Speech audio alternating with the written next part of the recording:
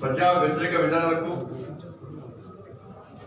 అవినీతి పాలనకు వ్యతిరేకంగా ప్రజలు భారతీయ జనతా పార్టీకి అప్పగిన గురుతర బాధ్యతగా భారతీయ జనతా పార్టీ భావిస్తూ ఉన్నారు.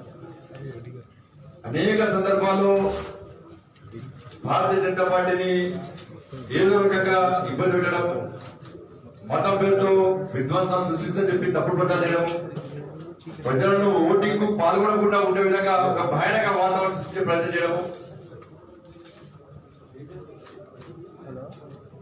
ఇండియా పాకిస్తాన్ అని చెప్పి ప్రజలు బెదిరించే ప్రయత్నం చేయడం, ఎంఐఎం పార్టీకి చేదోడు వాదుడుగా ఉండడం,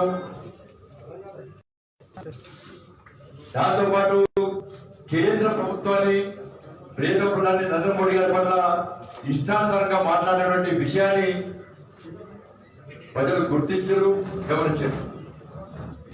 దుబ్బాకలో అల్లుడు సంగతి చూశారు, జేఎస్ఎంసీలో కొడుకు సంగతి చూశారు. దీనికి ఎవరు బాధ్యత వహించాలో టీఆర్ఎస్ పార్టీకే వదిలేదు.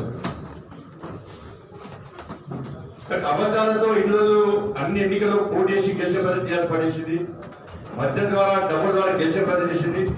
ఈ విషయాన్ని మన జిహెచ్ఎంసీ ఎన్నికల సందర్భంగా భారతీయ జనతా పార్టీ కార్యకర్తలు ఎక్కడికైనా అడ్డుకొని ప్రజలకు వాస్తవ విషయాలు తెలిసే ప్రయత్నం చేశారు. చాలా మంది కార్యకర్తలు కాళ్ళు విరిగినాయి, చేతులు విరిగినాయి, ముక్కు ఫ్రాక్చర్ అయింది, రసావైనాయి, అయినా కూడా ఎక్కడ కూడా చేయలేరు. చాలా ఓపికగా భారతీయ జనతా పార్టీ కార్యకర్తలు నిజంగా వాళ్ళందరికీ హ్యాట్సాఫ్.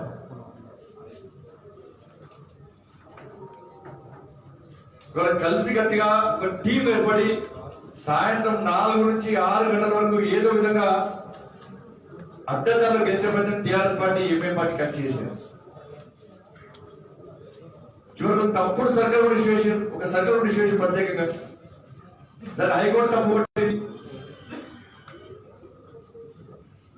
ప్రజాస్వామ్యాన్ని అపహాస్యం చేసే విధంగా, ప్రజాస్వామ్యాన్ని కూలి చేసే విధంగా ఈ తెలంగాణ రాష్ట్రంలో జిహెచ్ఎంసీ ఎన్నికలు జరిగినప్పటికీ, జరిపే ప్రయత్నం చేసినప్పుడు కూడా ప్రజలు వాస్తవంగా గ్రహించి Bharatiya Janata party TRS party యొక్క గడిల పాలన బద్దలు కొట్టే పార్టీ.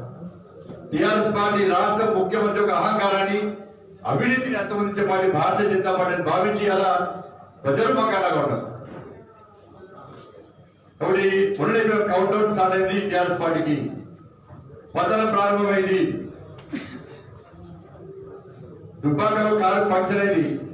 ఇప్పుడు డెంటింగ్ వర్క్ రెడీ ఉన్నది కదా, నెక్స్ట్ 2023లో పక్కా షెడ్యూల్ పోతుంది. కారు సారు ఇక రారు అని చెప్పి మేము చెప్పినాము.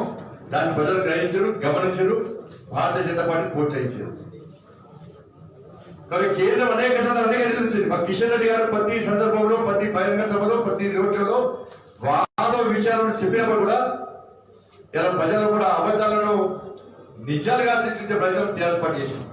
కానీ ప్రజలు వాస్తవం మీద వాళ్ళని సాక్షాత్తు నా సంతకాన్ని పూర్తి చేసి 10,000 రూపాయలు వాళ్ళే ఆపారు. భాగ్యలక్ష్మి దేవాలయాన్ని కూడా వివాదాస్పదం చేశారు. పివి నరసింహారావు గారు ఎన్టీఆర్ గారి యొక్క సమాధులను మూర్ఖులు అకౌంట్ చేసి కూడగొడతారు కూడా కనీసం ముఖ్యమంత్రి స్పందించాలి. కానీ పివి నరసింహారావు జయంతి ఉత్సవంతో జరుగుతున్నాడు. ఆ విషయాన్ని గమనించారు, గుర్తించారు. మేము రోహింగ్యాల విషయంలో మేము వాస్తవ తెలియజే ప్రదేశం రోహింగ్యాలు పోలీసు అధికారులే ఇన్ని కేసులు పెట్టాం, అన్ని కేసులు పెట్టేవాడు. కాబట్టి అబద్ధాలతో అడ్డదాలు గెలిచే ప్రయత్నం చేసినప్పుడు కూడా ఇలా టీఆర్ఎస్ పార్టీకి ప్రజలకు గుణపడని చెప్పారు. ఇవే ఫలితాలు ఈ తెలంగాణ రాష్ట్రంలో ఏ ఎన్నికలు జరిగినా కూడా ఇవే ఫలితాలు పునరావృతం కాబోతున్నాయి. మరి రాష్ట్ర ముఖ్యమంత్రి ఇప్పటికైనా గెలిచి బయట రావాలి. కనీసం వాళ్ళ మంత్రులకు అపాయింట్మెంట్ చేయండి, వాళ్ళ ఎమ్మెల్యేలకు అపాయింట్మెంట్ చేయండి. కనీసం సమస్యలు వినండి. ఎట్లా ఓడిపోదని చెప్పి నిన్న మనం బయటికి వెళ్ళి బాబు నరసింహారావు పోతే అడిగిపోయాడు, గణేష్ గుప్తా గారి తన అడిగిపోతే ఇప్పుడు ఓడిపోతున్నారు బాబు. కోర్టు సాడేషన్ కనీసం కనిపించగలిగింది ఇప్పటికైనా కూడా. అది భారతీయ జనతా విజయమే. కాషాయ వస్త్రాలు వేసుకొని వాళ్ళ బూత్ జనాల్లో, వాళ్ళ చిత్తు కాగితాలు కూడా కాషాయ వస్త్రం నేను హిందువును అని చెప్పుకునే స్థాయికి వచ్చినది భారతీయ జనతా పార్టీ విజయం. కానీ బాగా ప్రజలందరూ కూడా ఓటు బ్యాంక్ అవ్వాలి. కేవలం మైనార్టీ సంతుష్టీకరణ విధానంతో ఒక వర్గాన్ని కొమ్ము కాసి ఆ వర్గం ఓట్ల ద్వారా గెలవాలని ప్రయత్నం చేసినటువంటి పార్టీలకు ప్రజలందరూ కూడా ఓటు బ్యాంక్ అవ్వాలి. తనకి గుడ్డపాట చెప్పిన విషయాన్ని ఇప్పటికైనా TRS party, MA party, Congress party గుర్తుంచుకోవాలి. భారతీయ జనతా పార్టీ ఏ వర్గానికి వ్యతిరేకం కాని విషయాన్ని స్పష్టం చేస్తున్నాం. మనం ఉదయం నుంచి ఆ విషయం స్పష్టం చేస్తూ వస్తున్నాం. కానీ దానికి భిన్నంగా మెజార్టీ ప్రజల నుండి హిందువుల మనోభావాలను దెబ్బతీసే విధంగా హిందూ ధర్మానికి వ్యతిరేకంగా ఈ రాజకీయ పార్టీలు వివరించిన తీరును ఇలా భాగ్యనగరం గుర్తించారు. అభివృద్ధి ఆత్మ గౌరవం కోసం ఇవాళ భారతీయ జనతా పార్టీ పోరాటం చేస్తుంది. కాబట్టి అభివృద్ధి ఆత్మ గౌరవాన్ని గుర్తించి అది కేవలం భారతీయ జనతా పార్టీ ద్వారా మాత్రమే సాధ్యమని భావించి భారతీయ జనతా పార్టీకి ప్రజలు ఇవాళ ఇంత మంచి అవకాశం ఇచ్చారు. తప్పకుండా గతంలో జిహెచ్ఎంసీ సమావేశం జరిగితే 99 మంది టీఆర్ఎస్ పార్టీ కార్యకర్తలు 7 తాగిన మీరు అర్థం చేసుకోండి. ఎంఏ పార్టీ సంఖ్య తగ్గింది. సంస్థలు ఎప్పుడు చర్చ జరగలేదు. జిహెచ్ఎంసీ ఎన్నికల్లో కమిషన్ల కోసము, కబ్జాల మీద, కమిషన్ల మీద, అడ్డదారులు గుండె నక్కలక ఏ విధంగా సంపాదించాలో దాని మీద మాత్రమే చర్చ జరిగింది. ఈసారి జిహెచ్ఎంసీ ఎన్నికల్లో ప్రజా సమస్యల మీద, ప్రజలు ఏదైతే కోరుకుంటారో అభివృద్ధి మీద చర్చ జరగడానికి భారతీయ జనతా పార్టీ అభ్యర్థుల మీద ప్రజలు బాగా గెలిపించారు. తప్పకుండా మీ విశ్వాసాన్ని, నమ్మకాన్ని మమ్మల్ని కూడా ప్రజా సమస్యల మీద ఎప్పటికప్పుడు ప్రభుత్వం నిలదీస్తాం. అభివృద్ధి దిశలో పోతే సహకరిస్తాం. కేంద్రం ద్వారా ఏ విధంగా సహకరించాలో కూడా భారతీయ జనతా పార్టీ తరఫున కిషన్ గారి నేతృత్వంలో తప్పకుండా కేంద్రం నుంచి ఏ సహకారమైన అంచనా సిద్ధం కూడా.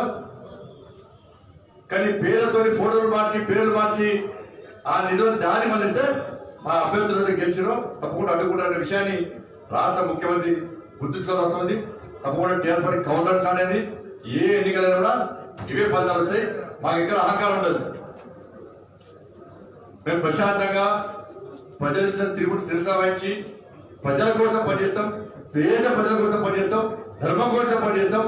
తెలంగాణ రాష్ట్ర ప్రజల కాపుల కోసం పనిచేస్తాం. తెలంగాణ రాష్ట్ర ఏర్పాటు కోసం ఎవరు త్యాగం చేసిరో వాళ్ళ ఆశల కోసం పనిచేస్తాం. తెలంగాణ రాష్ట్ర ఏర్పాటు ఉద్యమంలో ఏదో ఉద్యమం చేసిరో, విరోధి పోరాటం చేసిరో ఆ ఉద్యమకారుల లక్ష్యం కోసం పనిచేస్తాం. ప్రజాస్వామ్య తెలంగాణ నిర్మాణం కోసం పనిచేస్తాం. కాబట్టి భారతీయ జనతా పార్టీని ఆదరించి అభ్యర్థి భాగ్యనగర ప్రజలందరూ కూడా మరొకసారి హృదయపూర్వక కృతజ్ఞత చేస్తూ ఓడిపోయిన స్థానంలో తక్కువ ఓట్లతో ఓడిపోయాను. తక్కువ ఓట్లతో ఓడిపోయాను. ఓటింగ్ శాతం పెరిగింది. సీట్ల సంఖ్య 4 నుంచి ఇప్పటికే 43 వచ్చినాయి. కానీ ఇంత స్థాయిలో ప్రజలు